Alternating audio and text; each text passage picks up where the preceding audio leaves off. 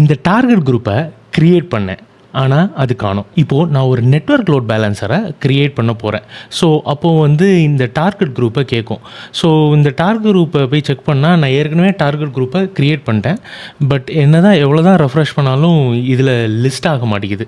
இங்கே கவனிச்சிங்கன்னா நான் ஒரு டார்கெட் குரூப் ஏற்கனவே AWS கிளாஸ்ன்னு ஒரு டார்கெட் குரூப் ஏற்கனவே கிரியேட் பண்ணிட்டேன். இது எதனால லிஸ்ட் ஆக மாட்டேங்குது? இதை சேவ் பண்ணுறீங்களோ இல்லையோ கடைசி வரைக்கும் பாருங்கள். இதை அண்டர்ஸ்டாண்ட் பண்ணுறதுக்கு முக்கியமாக ஃபண்டமெண்டல்ஸை அண்டர்ஸ்டாண்ட் பண்ணணும். அதாவது OSI லேயரில் different load balancer different OSI லேயர்ஸில் ஆப்ரேட் ஆகும். For example application load balancer HTTP லேயரில் ஆப்ரேட் ஆகும்.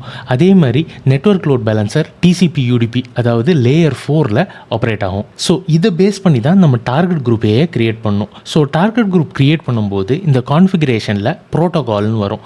ஸோ இதில் நம்ம லேயர் 4 ப்ரோட்டோகால் அதாவது TCP UDPன்னு சூஸ் பண்ணோம்னா நம்ம நெட்வொர்க் லோட் பேலன்ஸரை கிரியேட் பண்ணும்போது அந்த டார்கெட் குரூப் அப்பியர் ஆகும்.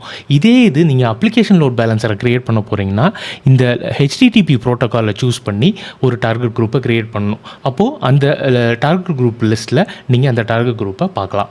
இந்த மாதிரி கான்ஃபிகரேஷன்ஸை புரிஞ்சுக்கிறதுக்க என்னோடய கிளாஸஸை செக் அவுட் பண்ணி பாருங்கள். இன்னும் டீப்பரான கண்டென்ட்டை என்னோடய ப்ராட்காஸ்ட் சேனல்லையும் போஸ்ட் பண்ணுவேன்.